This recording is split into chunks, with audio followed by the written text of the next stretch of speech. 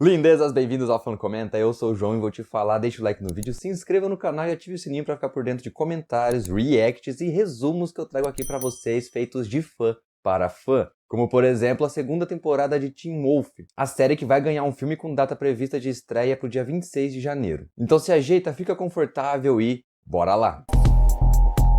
E começando aqui pelas partes um pouco mais técnicas, eu tenho que dizer que a segunda temporada melhorou e muito os recursos de filmagem que na temporada anterior eram um exagero, em específico as câmeras lentas. Se lá na primeira tinha uma, duas, até 3 cenas por episódio, aqui a gente vai ter uma a cada episódio sim, episódio não, e dessa vez elas são muito melhor encaixadas. São principalmente nas cenas de ação e nas cenas de esporte sim, porém a forma como elas aparecem são muito mais naturais, focando realmente naquilo que interessa, e o melhor, não dão vergonha alheia. Assim, nessa temporada aqui, a questão da vergonha alheia também melhorou bastante. Existem, acho que 2 ou 3 cenas, cada uma de 2, 3 segundos, é rápido, mas é impactante. E o melhor, não são em cenas importantes, são basicamente em cenas de transição, onde os personagens estão andando. E sim, dá pra sentir vergonha alheia com uma cena dessas.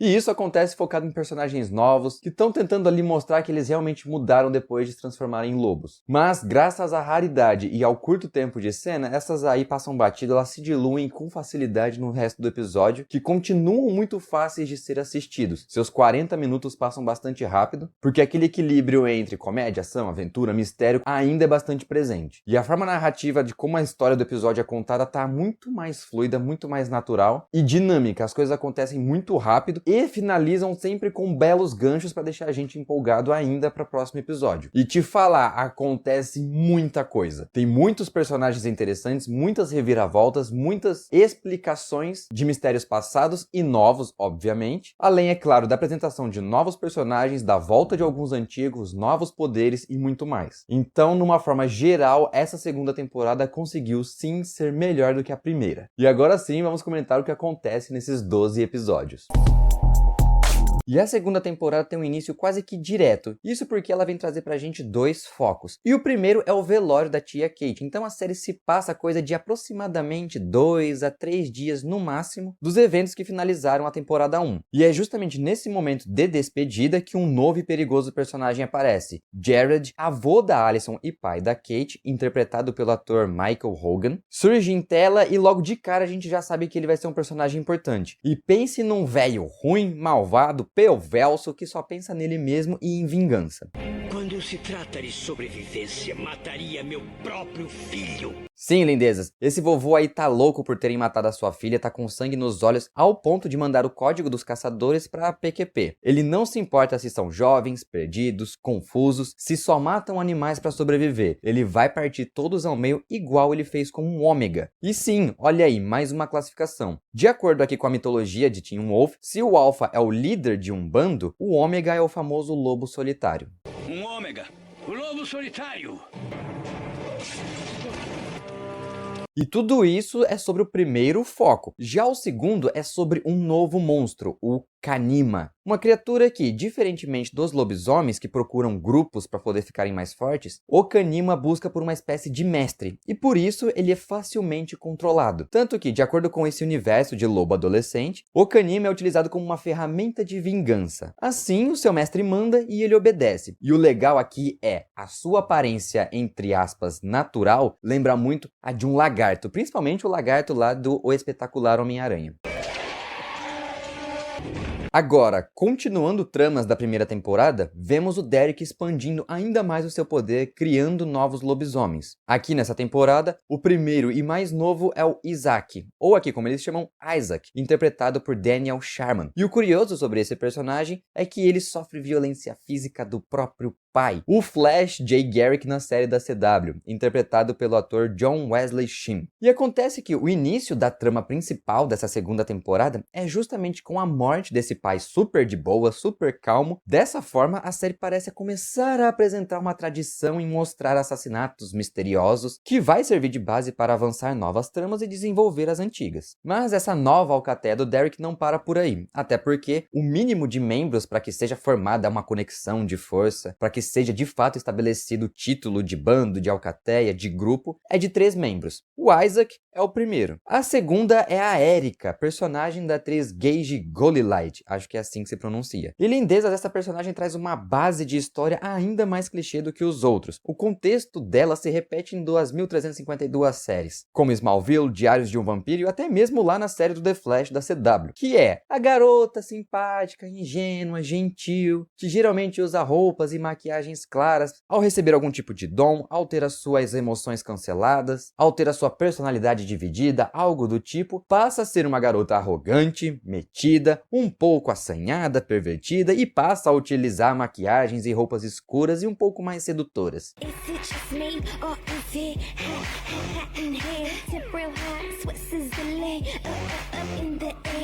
Porque você tenta não olhar para outro lugar além dos meus lindos olhos. E o Scott deveria ser o terceiro membro, mas ele está bastante relutante e por isso Derek vai atrás de outros. Assim, ele também recruta Vernon, o ator do Cinqua Walls. Sim, todos adolescentes e tem um motivo para isso. Bom, não é necessariamente por ser especificamente adolescentes, não é como se a faixa etária ali dos 15 aos 18 anos tivesse alguma coisa em especial. É justamente porque essa galera é mais fácil de ser convencida a receber a mordida. Mas o importante é que, no final dessa temporada, servindo como um belo gancho para a terceira, o Peter Haley vem e explica. Por que acha que Derek tinha pressa de fazer sua alcateia? Quando existe um novo alfa, as pessoas percebem. Mas que pessoas? É o símbolo deles. Significa que estão chegando. Quem? Uma alcateia de alfas. E não estão a caminho. Eles já chegaram. E sim, lindezas, Peter está de volta. Como? Graças a Lydia. Sim, ela tinha um segredo estabelecido no final da temporada anterior e depois de acordar e vagar 2 dias nua pela floresta sem se lembrar de nada disso, ela passa a apresentar vários episódios do que parece ser até então estresse pós-traumático, né, por ter sido atacada e quase ter morrido pelas garras do Peter. E esse aparente estresse faz com que ela o veja praticamente o tempo todo em forma de alucinação. Mais pra frente, descobrimos que é algo um pouco mais místico, não tão assim na esfera do diagnóstico psicológico. Afinal de contas, se a mordida ou mata ou transforma, por que nada aconteceu com ela? E é aí que tá o segredo. Acontece. O diferencial dela é a habilidade de, entre aspas mais uma vez, servir como receptáculo. Ela meio que salva um pedaço do alvo dentro dela, como se parte dele, da essência, da consciência dele, vivesse dentro dela. E esse resquício de Peter se manifesta de várias formas, ao ponto de guiá-la e manipulá-la a seguir um tipo de ritual para trazê-lo de volta dos mortos. Entre os ingredientes, era preciso uma lua cheia específica, a última do inverno, e o sangue de um alfa. Não fica estabelecido se é necessariamente o alfa que o matou, mas que todo esse arco do Peter manipulando ela é interessante, isso é. Ouvi dizer que tem uma festa? Não se preocupe, eu mesmo me convidei. Dessa forma, nós temos esse segundo arco de história, que é o da Lydia, e ele passa a se desenvolver com muito mais força a partir do episódio 8. Já o principal foco da história, que é aquele que move todos os 12 episódios, é justamente aquele focado na investigação para descobrir o que é o Kanima, quem ele é e principalmente quem o controla. E com o desenvolvimento do mistério e pelas cenas de ação, descobrimos que esse tal novo monstro gosta de matar, e ele é mais rápido e mais forte do que um lobisomem, incluindo um alfa, e de bônus esse bicho ainda tem uma toxina que paralisa suas vítimas, e essa toxina faz efeito tanto ser injetada por meio de uma mordida, arranhão ou até mesmo agulhas, quanto pelo toque, ou seja, se uma gota cair na pele ou a pessoa pegar algum objeto que estivesse ali cercado, embanhado nessa toxina, ela vai fazer efeito do mesmo jeito. Mas o principal envolvendo os mistérios em torno dessa criatura é a busca pelo seu mestre. E detalhe, ela não é uma criatura apegada, sendo assim, ela consegue mudar de mestres facilmente. Dessa forma, se um morre, logo o outro pode assumir o seu lugar. Como? Esse foi o maior mistério de todos e praticamente o que não foi tão explicado assim. Na verdade até é, mas é tão fraco, tão xoxo que deu até uma desanimada. Vemos que tanto o seu primeiro mestre quanto o segundo simplesmente tiveram um momento ali de conexão olho no olho e até mesmo de mãos dadas. O toque, tanto físico quanto metafórico das mãos, já foi o suficiente para estabelecer essa conexão. Não tem ali uma espécie de ritual, não tem uma ligação de sangue, nada, é simplesmente uma questão de o santo bateu. E quanto a esses tais mestres, eles serão os últimos a serem descobertos. Sim, chegamos a descobrir primeiramente qual é a identidade do Kanima. E adivinhem só, é o Jackson. E aí vem uma explicação bastante interessante. De acordo com as palavras do Derek, todas as criaturas desse universo são metamorfos. Mas, às vezes, as transformações podem mudar de pessoa para pessoa, dependendo da forma como ela se enxerga. Então, não é porque você é mordido por um lobisomem que necessariamente você vai virar um. E a partir daí tudo passa a ser sobre quem o controla. E uma das dicas que o pessoal encontra é: aquilo que assusta o bicho é a mesma coisa que assusta o mestre. Então, se o controlador tem medo de água, o lagartão aí também vai ter medo de água. E é exatamente essa dica que entrega o primeiro mestre. Na festa de aniversário da Lydia, a galera toma uma bebida batizada e fica meio doida e começa a pular ou jogar os outros na piscina. E uma dessas pessoas jogadas é o Matt, personagem novo vivido pelo ator Stephen Sean Ford. E esse cara não sabe nadar, tanto que ele quase se afoga. Ainda bem que alguém o tira da água e esse alguém é justamente Jackson, finalizando ali todas as suspeitas e estabelecendo de vez a conexão entre um e outro. Tanto que, depois de uma confusão que acontece ali, nós vemos os dois juntos. E é uma cena bem legal.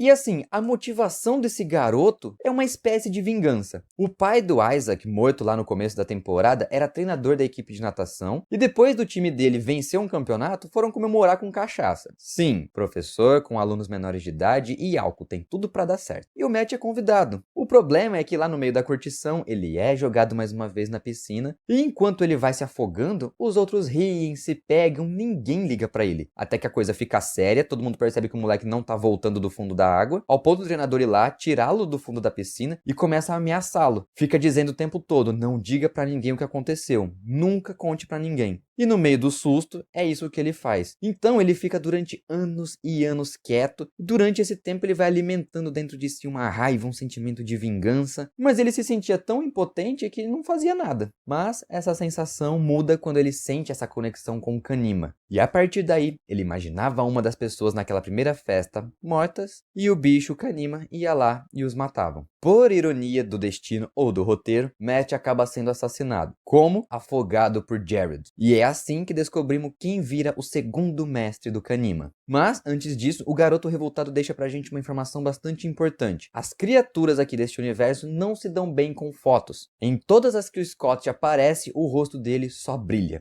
Aí, Macau!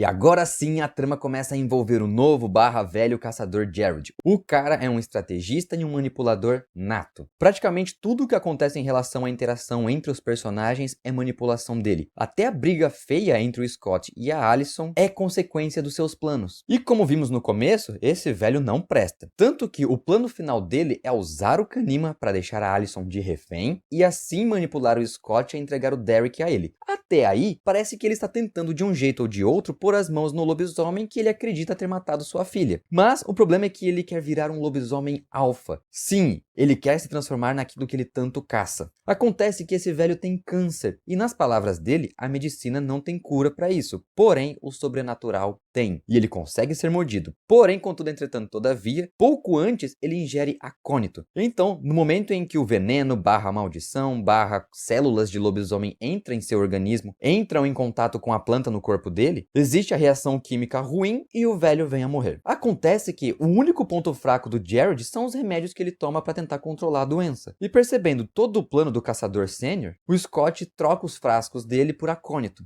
E ele faz isso com a ajuda do Alan, o veterinário vivido pelo Padre Gabriel lá de The Walking Dead, o ator Seth Gilliam. E ele já era suspeito na temporada anterior, mas aqui fica confirmado. Ele é uma espécie de guia, de mentor, tanto que ele chegou a prometer para a mãe do Derek que o ajudaria sempre que pudesse. E confesso, lindezas, esse personagem aqui me passa uma vibe, uma impressão de ser tipo um Gandalf, algo assim. Principalmente depois dele ensinar um novo poder aos lobisomens. E aparentemente esse poder só funciona em animais. Ou pelo menos aquelas pessoas que têm algum tipo de canis no meio. Ou seja, animais e criaturas da família dos caninos, dos lobos, por assim dizer. Me dá sua mão.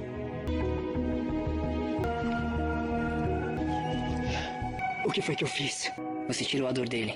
E no final da temporada, parece que ele vai sair da sua aposentadoria. Então, muito provavelmente, na temporada 3, descobriremos muito mais sobre ele. Não planeja sujar as mãos, não é? Farei o que é preciso. Ótimo. Afinal, eu não gostava de te ver aposentado. Quem disse que eu tava?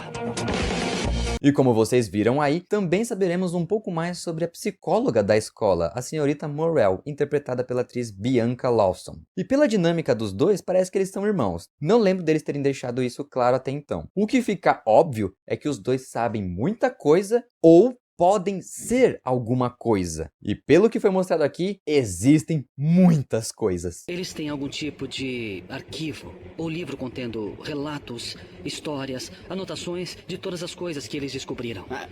Todas as coisas?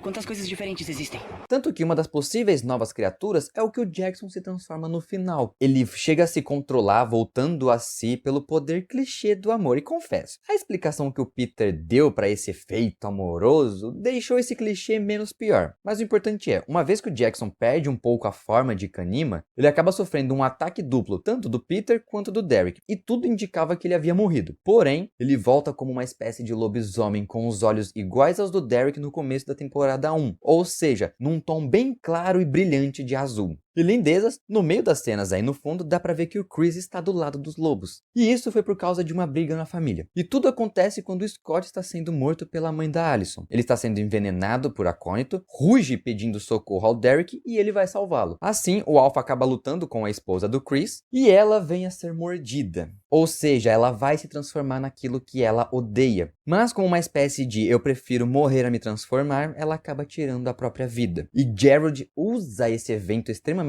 traumático para manipular ainda mais a neta. E ao fazer isso, ele acaba perdendo conexão com o próprio filho. Sendo assim, Chris percebe que o pai está passando e muito dos limites e acaba enxergando-o como uma espécie de inimigo. E por causa desse contexto, ele troca de lado momentaneamente. Gerard está manipulando a cabeça da Allison da mesma forma que fez com a Kate. Estou perdendo ela.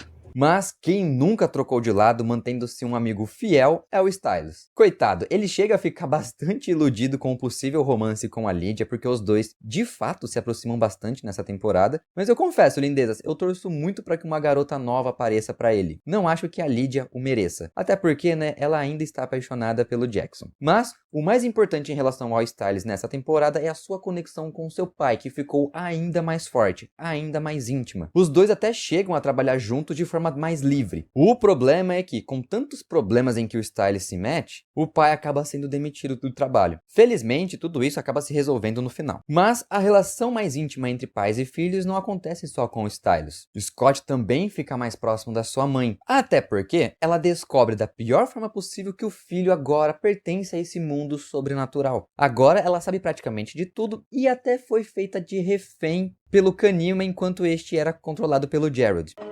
1 é acidente, 2 é coincidência, 3 é um padrão. Particularmente falando, eu acredito que isso facilita e muito as coisas para os dois. Aqui eles também trazem aquela velha história de que guardar segredo, ainda mais esse tipo de segredo, tem aquela intenção nobre de proteger quem a gente ama. Porém, eu acredito que, se a intenção é proteger, saber a verdade vai ser muito mais eficiente, muito mais eficaz. E em alguns episódios aqui dessa temporada, isso meio que vem para se mostrar verdade. Afinal de contas, segredo só gera desconfiança e desconfiança não protege ninguém. E para descobrir novos segredos, novas tramas, novos poderes, novas criaturas, se inscreva no canal, ative o sininho para ficar por dentro de mais conteúdos, comentários, reacts e resumo das próximas temporadas feitos de fã para fã. Valeu pela atenção e até o próximo vídeo. Tchau!